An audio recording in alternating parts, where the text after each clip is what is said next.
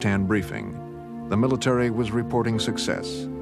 Nixon was encouraged and praised American soldiers fighting in the jungles of Southeast Asia. The wife of one of those soldiers reached out to shake his hand. Nixon drew a sharp contrast between the troops in Vietnam and the student protesters at home. You know, you see these bums, blowing up the campuses. Listen, the boys that are on the college campuses today are the luckiest people in the world. And here they are burning up the books. I mean, storming around about this issue. I mean, you name it. Get rid of the war, there'll be another one. Nixon's remarks further infuriated students already protesting over Cambodia. After 3 tense days of demonstrations at Kent State University in Ohio, nervous National Guardsmen opened fire. 4 students were killed. "My child was not a bum," said the father of one dead girl. American campuses exploded. Hundreds of colleges and universities closed down. Governors in 16 states called out the police and National Guard.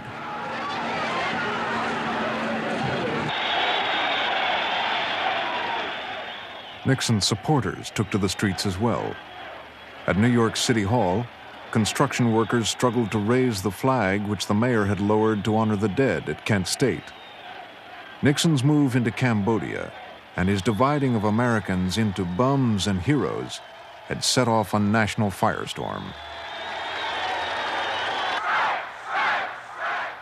Angry protesters returned to Washington.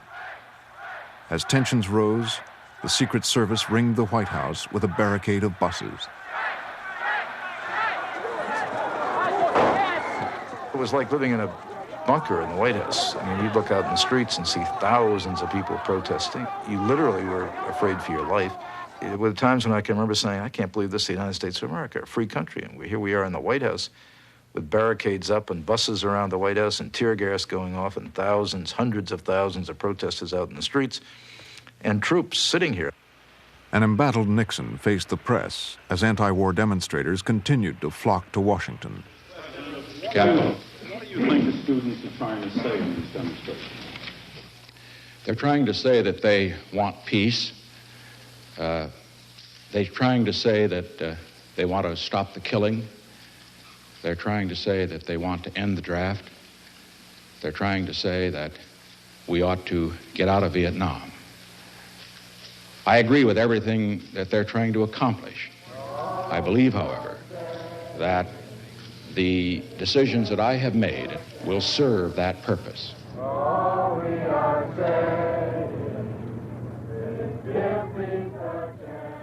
That night, protesters circled the White House with chants and candles. Inside, a sleepless Nixon made more than 40 phone calls to friends and supporters around the country. Near dawn, he called for a car and asked to be driven to the Lincoln Memorial, where protesters had gathered. White House aide Eagle Krogh followed him.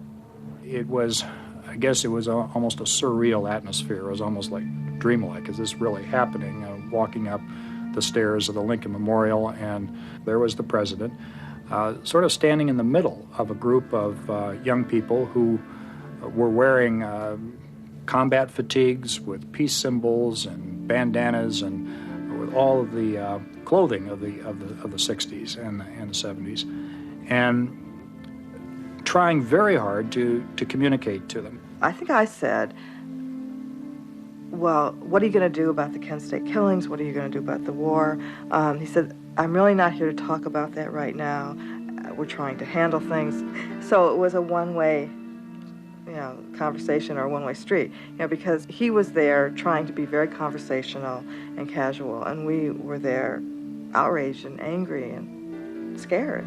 One student basically told him, he said, I hope that you realize that we are willing to die for what we believe in. And I think, as I recall, the president's response was, well, I understand that, but we're trying to build a world where people will not have to die for what they believe in.